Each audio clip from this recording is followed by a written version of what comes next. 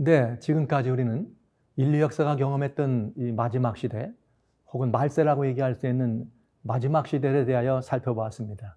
그리고 현재 우리가 서 있는 이 시간은 그 네 번째 마지막 시대임을 보았습니다. 그리고 다니엘 11장 40절부터 이제 이 말씀은 아주 흥미롭게 더 진전이 됩니다. 마지막 시대라고 하는 이 네 번째, 특별히 네 번째 마지막 시대, 이럴 때 우리들은 지금까지 보았던 여러 가지 다양한 이 권면의 말씀을 통해서, 성경적 권면을 통해서 징조들을 살펴보라. 하늘의 징조들을 살펴보고 시대의 표적들을 살펴보라고 하는 이 말씀을 들었습니다.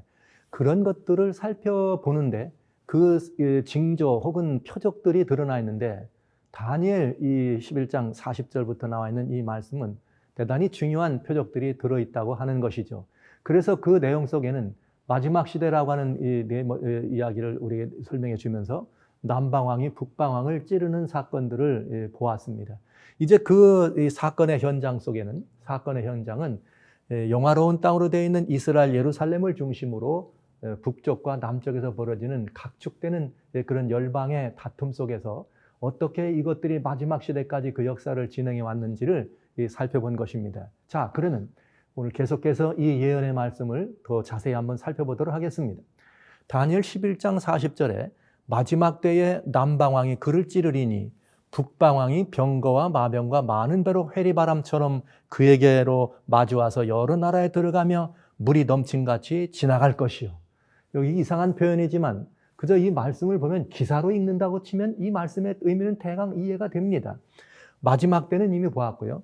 남방왕이 있는데 이 남방왕이 북방왕을 찌르는 사건입니다. 그래서 남방왕이 북방왕을 찌렀더니 북방왕이 병거와 마병과 많은 배로, 말하자면 탱크와 군인들과 또 다양한 이런 이 육해 공군의 다양한 이런 시스템들을 이용해서 남방왕의 이 나라들을 향해서 여러 나라에 쳐 들어가는 것을 설명해 주고 있는 것이죠. 그러면서 이 북방왕이 행하는 일들이 지속돼서 설명되는데 41절에는 영화로운 땅에 들어갑니다. 많은 나라를 패망하게 합니다. 또 에돔과 모압과 암몬 자손의 존귀한 자들은 그 손에서 벗어날 것입니다. 그리고 그가 열국이죠. 많은 나라의 손을 펴리니 애굽 땅도 면치 못할 것이다. 여기 이상한 많은 이야기들이 있습니다. 그러나 이 내용들은 자세히 보면 대강 이해가 될 수 있는 내용들이에요. 그리고 또 그가 애굽의 금과 은과 보물을 사로잡습니다. 리비아 사람과 구스 사람이 그의 시종이 될 것입니다. 오래된 구약의 이름들이지만 구스는 오늘날 이티오피아라고 하는 이 나라인 것을 우리는 알 수 있고요. 그리고 이 북방왕의 또 이후에 어떤 일이 벌어지는가? 44절, 45절에 이 북방왕을 향해 북방왕이 하는 일들이 진행되는 것을 보게 됩니다. 자, 그러면 우리는 이 예언을 이제 해석해서 오늘날 우리 시대에 주시는 하나님의 말씀하신 시대의 표적과 징조가 이 속에 어떻게 들어있는지를 살펴봐야 되겠죠. 자, 우리 이제 흥미진진한 예언의 세계로 한번 들어가 보도록 합니다. 천기를 누설하는 것입니다. 하늘의 비밀의 이 문처럼 열어놨던, 이렇게 다져놨던 이 부분들을 예언을 통해서 역사의 한 모퉁이, 한 경점들을 지금 열어보는 시간을 지금 우리는 들어가 보고 있는 것입니다. 자, 그러면 먼저 남방왕이 북방왕을 찌른다 그랬으니 남방왕이란 무엇일까? 어떤 나라를 의미하는가? 남방왕의 40절부터 나오는 남방왕을 이야기하기 위해서는 지난 시간 잠깐 살펴봤습니다만 다니엘 11장 1절로 6절까지는 페르시아라고 하는 나라와 헬라에 관한 이야기가 들어있는 것을 보았습니다. 그런데 거기에 헬라가 멸망한 다음에는 그리스죠. 네 나라로 이렇게 분열이 되면서 그 네 나라 중에서 애굽을 차지하는 톨레미 왕조가 계속해서 남방왕으로 상징되고 묘사됐던 것을 보았어요. 그리고 이제 애굽을 근간으로 하는 이 나라가 된 것입니다. 그러면 이제 마지막 때 남방왕이란 도대체 어떤 이 왕을 의미할까? 지금 애굽이 여전히 그 세력을 행사하고 있는 이 시대, 성경 역사 시대에 그런 애굽에 했던 남방왕이 마지막 때까지 그대로 계속해서 지속되고 있는 것일까? 자, 이번엔 또 북방왕입니다. 북방왕은 이제 다니엘 11장 1절로 6절이 지난 이후에 네 나라로 분열된 이후에죠. 헬라가 분열된 이후에 헬라의 뒤를 이어서 북방을 장악했던 셀류커스 왕조예요. 셀류커스 왕조였는데 이 왕조는 곧 예수님을 십자가에 못 박는 이 로마라고 하는 역할을 한 이 로마라고 하는 나라가 빨려 들어가면서 결국은 북방왕이 로마라고 하는 이 나라로 그 의미가 전이되는 것을 볼 수가 있습니다. 그래서 다니엘 11장 20절에 보면 이것이 로마로 이렇게 그 북방왕의 세력들이 이렇게 전이됐다는 사실을 알 수 있는 결정적인 단서가 있죠. 성경에는 그런 말이 있어요. 우리가 하나님의 말씀을 읽다가 성경이 제대로 이해되지 않거나 풀리지 않을 때는 무엇을 바라봐야 성경을 바로 볼 수 있느냐? 또 다른 성경을 찾아봐야 합니다. 그래서 성경은 이사야 34장 16절에 그런 말씀을 하십니다. 너희는 하나님의 말씀이죠. 이것들을 자세히 살펴보라. 하나님의 책입니다.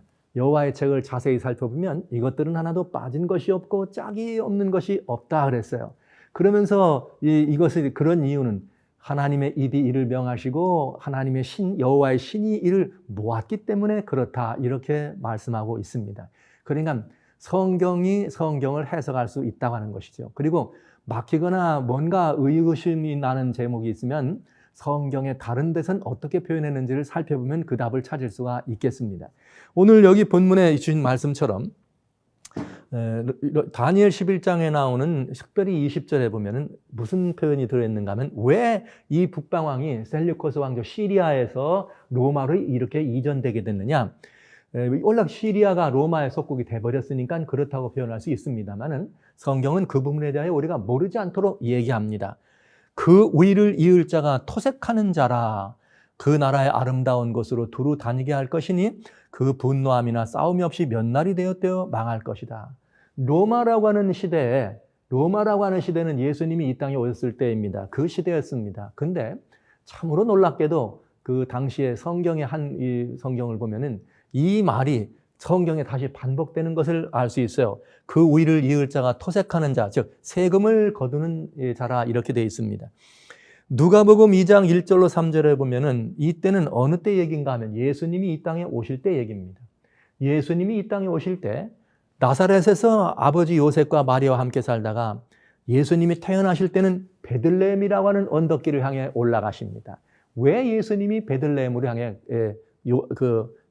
올라가서 베들레헴에서 그 말구유의 이 탄생이라고 하는 구유의 탄생이라고 하는 역사적 한 경점을 이루시게 됐는가? 그 이유는 바로 이것입니다. 그때 가이사 아구스도가 영을 내려 천하로다 호적하라 하였다 그랬습니다. 이게 언제냐면 실제 가이사 아구스도는 누구냐면 여러분의 역사로 말하면 옥타비아누스라고 하는 임금이에요. 시저의 뒤를 이어서 옥타비아누스라고 하는 어거스틴이죠. 어거스틴 임금이 호적을 합니다. 지금 말하자면 세금을 걷어들이기 위해서 모든 백성들에게 호적하라는 명령이 내립니다. 여러분 참으로 절묘한 만남이죠. 그 위를 이을 자는 토색하는 자다. 세금을 걷는 자다. 그가 나라의 아름다운 곳으로 두루 다니게 할 것이다.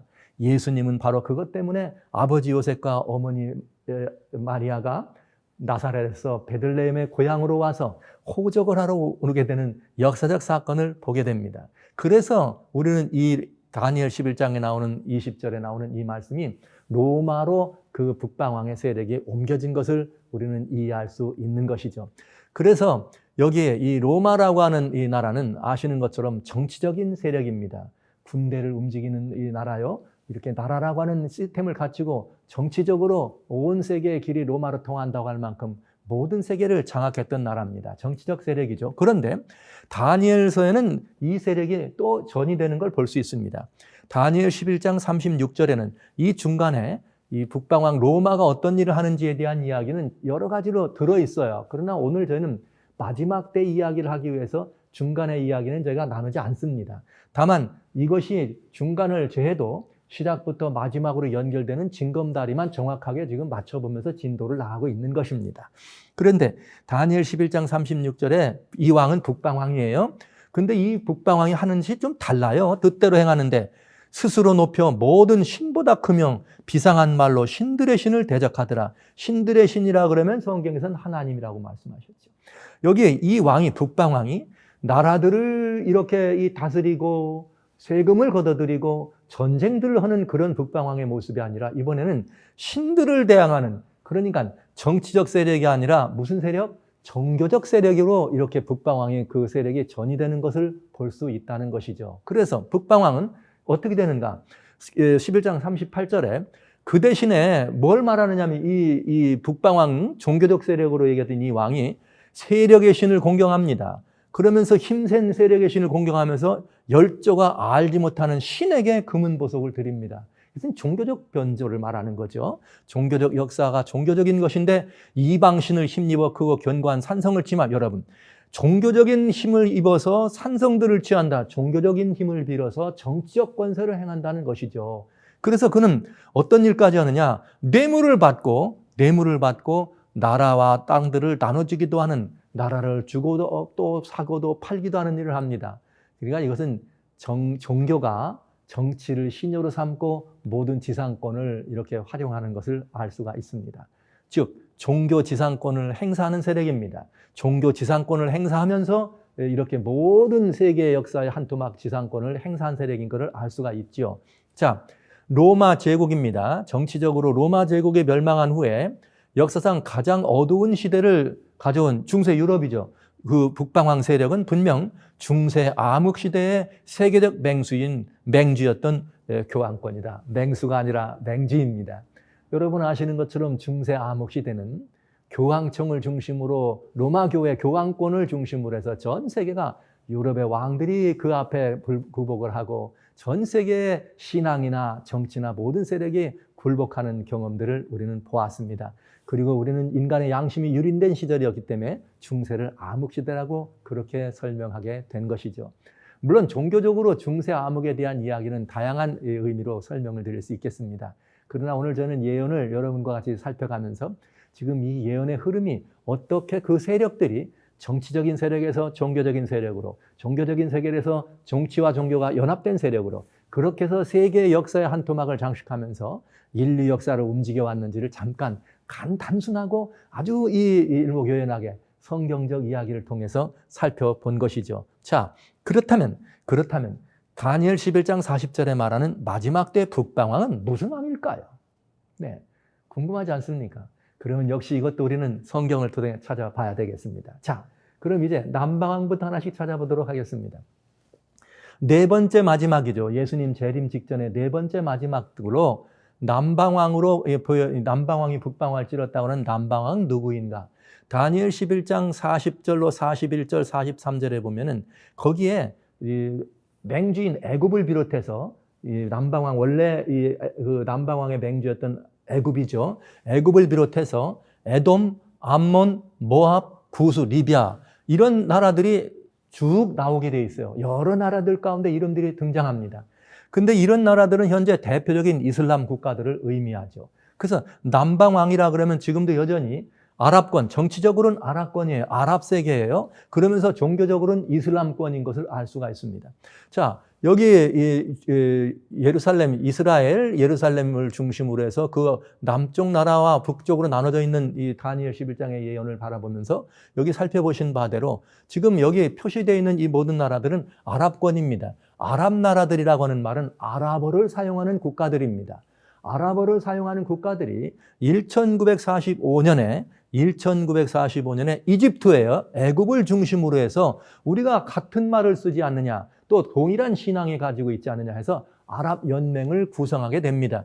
그래서 말하자면 대표적인 아랍 세력이 성경이 말하는 남방왕 세력으로서 대표적인 아랍 세력으로 지금까지 이렇게 그 세력을 가지고 있다고 하는 것을 볼 수가 있죠. 그리고 이 아랍 나라는 도대체 무엇을 가지고 있는 나라냐? 무엇이 이 나라들의 대표적인 말하자면 부요, 이 재화의 가치를 가지고 있느냐 하는 걸 살펴보면 대표적인 오늘날 이 에너지 산유국들을 살펴보면은 보시는 바대로 미국과 러시아가 큼직하게 돼 있고요. 베네수엘라가 돼 있고요. 그 다음에는 중동에 있는 이란과 이라크, 사우디아라비아, 여기 쿠웨이트나 리비아나 나이지 이렇게 돼 있는 나라들로 중심을 보게 됩니다. 그래서 이 산유국들의 이 모습을 살펴보자면 세계 이 석유 매장량을 한번 이렇게 이 도표로 살펴보자면 중동 지방에 매장되어 있는 석유량이 49%입니다. 그리고 아프리카 북부를 포함해서 8%를 합치면은 57%, 세계 석유 매장량의 절반 이상이 말하자면 아랍권에 해당되는 이 무슬림 세력이 가지고 있다는 것을 우리는 보게 되죠. 예, 만약에 여기 이 센트럴 아메리카에 있는 베네수엘라가 이 세계 정말 큰 이 산유국인데 거기도 역시 마찬가지로 이 아랍의 이 무슬림들을 이렇게 이 신봉하려고 하는 또 그런 이 종교적인 그런 이 흐름과 그런 쪽으로 이 기울어가는 모습을 보여주고 있어요. 그렇게 친다 그러면 대단히 많은 이 석유량을 이 무슬림 세력이 보물로 가지고 있는 것을 알 수가 있습니다. 그래서 우리는 뭘 보게 되는가? 정치적으로는 아랍권 이런 부분이지만 종교적으로는 이슬람 무슬림 세력이고요. 그리고 남방왕이 가지고 있는 애굽 43절에 애굽의 금과 은과 보물이 나오는데 애굽이 가지고 있는 금과 은과 보물이란 즉 아랍권이 소유하고 있는 보물이란 지금 살펴본 것 같은 석유 산업, 에너지원이라고 말할 수가 있겠습니다. 자, 이렇게 되면 우리는 남방왕이 마지막 때 북방왕을 찌르는 남방왕은 일단 여기서 아랍권이요 이슬람권이라고 하는 사실을 우리 한번 먼저 보면서 이제 다음 북방왕의 정체를 살펴보도록 하겠습니다. 자, 북방왕의 정체는 그럼 무엇일까? 여기 다니엘 11장에 보면은 북방왕의 정체 중에 대표적인 북방왕의 성질이 그 정체성이 나와요. 그게 무엇인가 하면 병거가 있고 마병이 있고 많은 배로 회리바람처럼 그에게로 들어갑니다. 여러 나라에 넘쳐 들어갑니다. 그러니까 이 세력은 적어도 종교적 세력은 아닙니다. 이건 정치적 세력이죠. 한 국가죠. 그러니까 이전에 39절까지 그것이 종교적 지상권을 행사하던 세력이 다시 새로운 세력, 북방왕의 세력이 정치적 지상권을 행사하는 세력으로 전이됐다는 것을 금방 알 수가 있어요. 그래서 이 나라는 보통 나라가 아니에요. 그가 영화로운 땅에도 들어갈 것이요 많은 나라를 패망시킵니다. 그리고 에돔과 모압과 암몬 자손의 존귀한 자는 손에서 벗어나고 애굽도 그에게 이 어쩔 도리가 없이 먹혀 들어가는 것을 보게 됩니다. 우리는 이것을 세계 경찰권, 군대의 힘을 가진 경찰권 국가라고 볼 수가 있겠죠.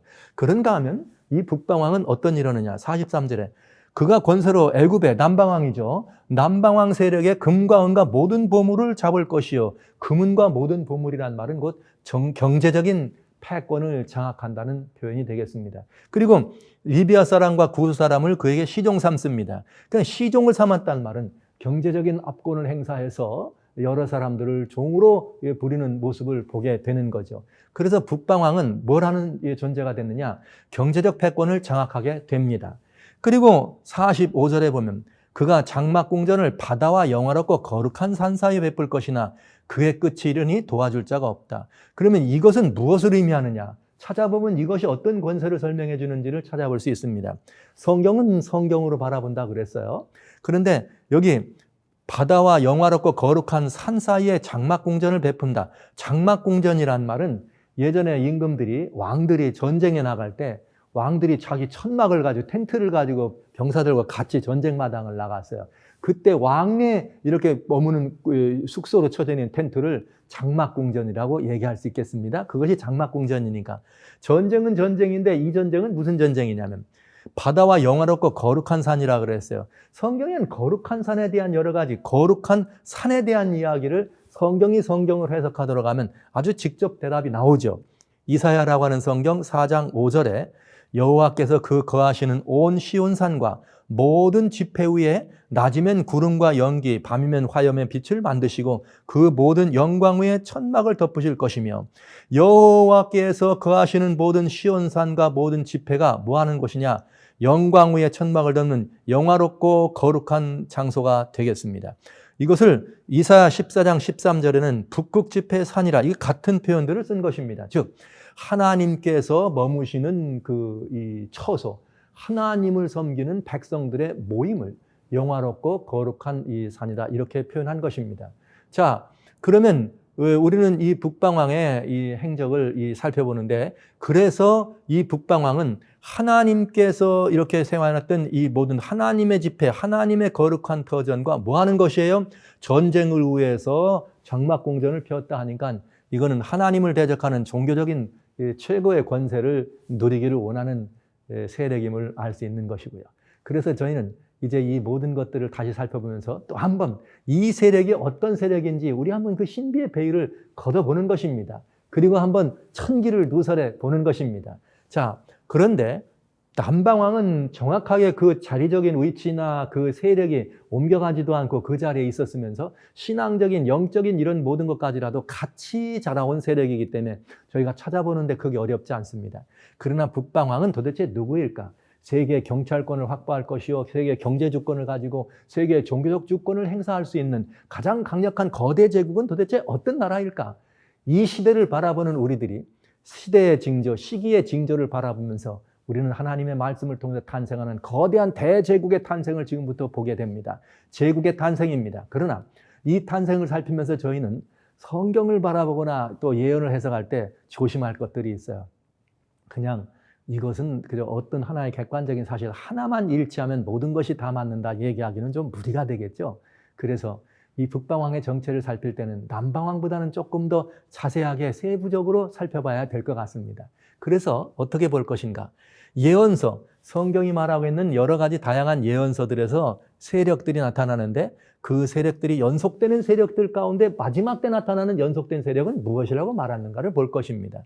그리고 실제 인류 역사가 보여주는, 실제 인류 역사가 지금까지 진행되는 과정에 우리가 살펴봤던 이 세력들의 행적을 보면서 이것이 어떻게 일치되는지 혹은 일치되지 않는지, 반역적인지 아니면 합력적인지를 볼 수가 있겠습니다. 그래서 북방왕의 행적과 일치하는 역사와 예언의 짝을 지금부터 살펴보는 것입니다. 어떻게 해요? 북방왕, 남방왕이 찔려서 세계를 장악해 들어가는 북방왕의 행적과 일치하는 역사와 예언의 짝을 살펴보려 하는 것입니다. 물론 지금 이 다니엘 이 말씀을 가지고 얘기하지는 않습니다. 성경을 읽는 우리 많은 개신교에서는 에스겔 38장에 나오는 특별히 1절로부터 7절, 8절, 9절에 나오는 말씀들을 중심으로 북방, 오스와 메섹과 이렇게 북방왕 곡에 대한 이야기, 그러면서 북방왕은 누구인가? 터키다, 이란이다, 러시아다, 이렇게 이 성경을 해석하는 이 부분을 여러분 많은 SNS나 아니면 성경 연구회를 통해서 보셨을 것이에요. 그러나 그렇게 단도직입적으로 그렇게 설명되는 것보다는 예언서는 예언서가 하나님의 말씀이 풀어가는 예언서들이 정확하게 우리는 그것을 거부할 수 없을 만큼 분명하게 성취되는 예언의 역사들을 살펴보면서 적용하는 것이 훨씬 더 여러분들에게 더 바람직하고 우리가 역사를 바라보고 시대를 바라보고 마지막 시대라고 말할 수 있는 근거를 정확하게 분석하는 데 도움이 될 것으로 봅니다. 자, 그러면 다니엘서에 지난번에 잠깐 말씀드렸습니다만 그 예언의 흐름이 있다 그랬어요. 그 흐름 속의 키워드는 권세, 세력이라는 것을 얘기했습니다. 다니엘 7장은 특별히 그 가운데서 다니엘 7장은 예언서 중에 네 짐승이라고 하는 이 짐승이 탄생합니다. 그리고 짐승은 정치적 권세를 설명한다 그랬어요. 국가들. 근데 거기가 또 뭐가 나오느냐? 작은 뿔이 나오고 뿔이 10뿔이 나오고 작은 뿔이 나옵니다. 그 뿔은 종교적인 권세요, 또 이 정치적 권세가 합동되는 것을 보게 됩니다. 다니엘 7장에는 이런 표현이 있어요. 바벨론 왕 벨사살 원년에. 벨사살 왕 원년은 바벨론 임금 벨사살 원년은 기원전 553년입니다. 그가 꿈을 기록합니다. 근데 무슨 꿈을 꿨느냐면은 그가 꿈을 꾸는데 그때 벨사살 임금이 원년이 그때 553년에 다니엘이 꿈을 꾼 거예요. 벨사살 임금이 꿈을 꾼 것이 아니라 다니엘이 꿈을 꾸는데 어떤 꿈을 꿨느냐? 밤에 이상을 보는데 하늘에서 네 바람이 불더니 바다로 불더니 큰 짐승 넷이 나오더라. 바람, 바다, 짐승. 물론 성경과 우리 일반적으로 문화적으로도 그렇게 설명할 수 있는 바람은 가지 많은 나무에 바람 잘 날 없다. 다툼이라는 의미인데 성경에서도 바람은 심판과 다툼을 의미하는 것을 나중에 또 자세히 보도록 하겠습니다. 자, 그런데 여기 성경이 성경을 해석하는데 그 네 큰 짐승은 네 왕이라 분명하죠? 네 짐승은 네 왕이에요. 넷째 짐승은 땅의 넷째 나라다. 그러니까 짐승으로 묘사된 것은 왕 혹은 나라들을 설명하니까 이건 정치적인 권세인 것을 알 수가 있다 이 말입니다. 자, 그러면 이제 바다에서 나오는 네 짐승이 도대체 어떤 짐승이냐? 사자와 독수리 날개를 뗀 짐승, 곰이며 새 갈빗대를 입에 문 짐승, 표범인데 머리가 넷이요 독수리의 새의 날개가 넷인 짐승, 그리고 하나는 뿔이 10뿔이요 철이 이빨로 되어 있는 무서운 짐승입니다. 다니엘은 이 짐승들을, 바다에서 올라오는 짐승들을 바라보면서 대단히 두려웠어요. 그런데 특별히 네 번째 짐승이 너무 무서워서 네 번째 짐승을 자세히 살펴봅니다. 자세히 살펴봤더니 네 번째 짐승의 진상을 자세히 살펴봤는데 왜? 모든 짐승과는 좀 달랐습니다. 그 네 번째 짐승은 특별히 달리 10뿔이 있는데 이 네 번째 짐승은 무섭고 놀랍고 크기가 하며 10뿔이 있더라. 그런데 천리를 가지고 모든 것들을 다 이렇게 짓밟는 모습을 보았어요. 근데 10뿔이 있는데 나중에 자세히 보니까 이 10뿔 중에 작은 한 뿔이 나타납니다. 10뿔 중에서 3뿔을 뿌리채 뽑고 작은 뿔이 나타나. 그런데 이 작은 뿔은 어떻게 보느냐? 다른 눈은 눈이 있거나 입이 있지 않아요. 그러나 이 작은 뿔은 어떻게 되느냐? 작은 뿔에서는 사람의 눈 같은 눈이 있고 입이 있어서 큰 말을 하더라. 자, 이 10뿔은 이 나라에서 나올 10나라라 그랬으니까 정치적 권세가 분명합니다. 그런데 이 10뿔과는 좀 다른 모습입니다. 뿔이니까 정치적 권세가 보양되어 있기는 하지만은 거기에 뭐가 있는 것을 알 수 있어요? 사람의 눈과 또 큰 입이 있는 말을 하는 이 모습을 보면서 이건 또 다른 세력인 것을 알 수가 있다는 거죠. 어디서? 네 번째 나라에서 등장하는 5번째 세력이 되겠죠. 그러면 이 뿔은 어떤 일을 하느냐? 이런 일을 합니다. 다니엘 7장 27절에 자 보시죠. 10뿔은 이 나라에서 일어나 열왕. 그런데 열왕이니까 이 나라가 이제 네 번째 세력이 마치면서 새로운 세력들이 등장하는데 10나라로 나눠지는 것 같지만은 10뿔 중에서는 작은 한 뿔이 나와서 세 왕을 복종시키더라. 그런데 이 세 왕을 복종시키는 작은 뿔은 어떤 말을 하느냐? 장차 말로 지극히 높은 자를 대적하면 또 이상한 얘기예요. 정치적 세력에 관한 이야기인데 말로 지극히 높은 자 하나님입니다. 하나님을 대적하고 지극히 높은 자의 성도를 괴롭게 하고 신앙적인 얘기입니다. 그리고 또 하나님의 때와 법을 바꾸고 성도를 핍박한다 이 말이죠. 한 때와 두 때와 반 때까지 핍박하고 심판을 받겠다. 그러니까 이 세력은 말할 것도 없이 종교적인 세력, 영적인 세력인 것을 알 수가 있습니다. 한 때와 두 때와 반 때 동안 이 세력이 이 시간을 가지고 이 모든 이 성도들을 핍박하고 하나님을 대적하겠다 이렇게 설명한 것입니다. 자, 그러면 이 작은 뿔 세력은 종교적인 세력인 것이 분명하게 되죠. 그래서 이제 우리는 이 작은 뿔 세력이 5번째 다니엘서에 등장한 작은 뿔 세력이 도대체 역사의 마지막 순간까지 지속될 것이냐? 아까 다니엘서를 봤을 때는 로마라고 하는 나라를 뒤를 이어서 정치적 권세가 종교적 권세로 바뀌더니 종교적 권세가 다시 정치적 권세로 바뀌는 걸 보았어요. 그런데 역시 성경은 또 짝이 있으니까 다시 한번 우리 짝을 찾아봅니다. 다니엘 7장의 짝은 계시록 13장입니다. 왜 그렇게 말할 수 있는가? 계시록 13장 1절로 2절에 보면 이런 말이 나와요.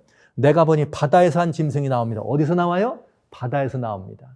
바다에서 한 짐승이 나옵니다. 그런데 이 나오는 짐승은 뿔이 10입니다. 뿔이 10입니다. 그런데 뿔만 10인 것이 아니에요. 머리가 7입니다. 머리가 7이고 뿔에는 10멸류관이 있고 머리들에는 참남한 이름들이 가득 있더라. 이렇게 돼 있습니다. 그런데 자세히 보십시오. 자, 자세히 보면은 어떻게 되느냐. 그 본 짐승은 어떻게 되냐. 표범과 같고 발은 곰발 같고 입은 사자 같더라. 다니엘 7장의 첫 번째 짐승이 사자예요. 두 번째 짐승이 곰이었습니다. 세 번째 짐승이 표범이었습니다. 네 번째 짐승은 천리발을 가지고 10뿔 가졌습니다. 이 짐승은 뿔이 얼마예요? 10입니다. 그런데 짐승의 머리는 7입니다. 그런데 다니엘 7장에 나오는 네 짐승은 머리가 첫째 짐승 하나, 둘째 짐승 하나, 세 번째 짐승이 넷입니다. 5번째 짐승이 하나, 네 번째 짐승이 하나면 도합 7머리가 되겠습니다. 그러니까 이 계시록 13장에 나오는 이 짐승은 다니엘 7장에 나오는 네 짐승의 복합 세력이다 이 말이죠. 그러면서 이 짐승은 복합 세력이면서 어떤 이 세력이었느냐? 하는 일을 보면은 무슨 일을 하느냐를 알 수가 있어요. 자, 그런데 이 짐승이 하는 일이 뭐냐면 용이 짐승에게 권세를 주므로 계시록 13장 얘기예요. 용이 짐승의 권세를 주므로 용은 계시록 12장에 보면은 7절로 9절에 용은 옛뱀 곧 마귀라고도 하는 이 사단을 의미했습니다. 사단이 짐승에게 권세를 주었다. 사단이 짐승, 먼저 나온 아까 이상한 복합 짐승이죠. 지상 세계에 있는 지상권을 가진 세력들에게 사단이 어둠이 세력을 주어서 어떻게 하느냐? 사단에게 경배하게 하고 짐승에게 경배하게 하는 것입니다. 그런데 자세히 보면은 이 짐승이 하는 일이 큰 말과 참남된 말은 입을 받고 42달 일할 권세를 받으니라. 아까 작은 뿔 이야기가 좀 비슷하지 않아요? 하나님을 대적하는 큰 말을 하고 42달 일할 권세를 받았다. 아까 다니엘 7장에 나오는 한 때와 두 때와 반 때라고 하는 말은 그 때라고 하는 말은 이어를 의미하는 말이에요. 이단 그래서 이어란 말인데 이어를 1year, 2year, half year니까 3년 반. 3년 반이면 42달. 똑같은 기간 동안 일하는 똑같은 세력인 것을 알 수 있습니다.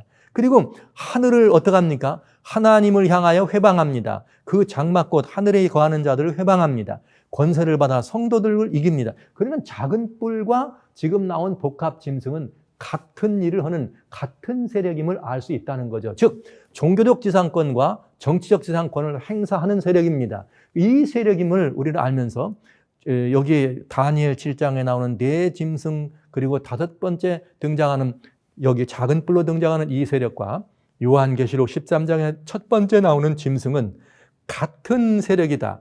작은 뿔과 복합 짐승은 동일한 세력이고 이 짐승은 곧 뭘 의미했는가? 네 번째 짐승까지 나온 그 세력은 곧 중세 암흑기의 맹주였던 교황권을 의미한다는 것을 볼 수가 있겠습니다.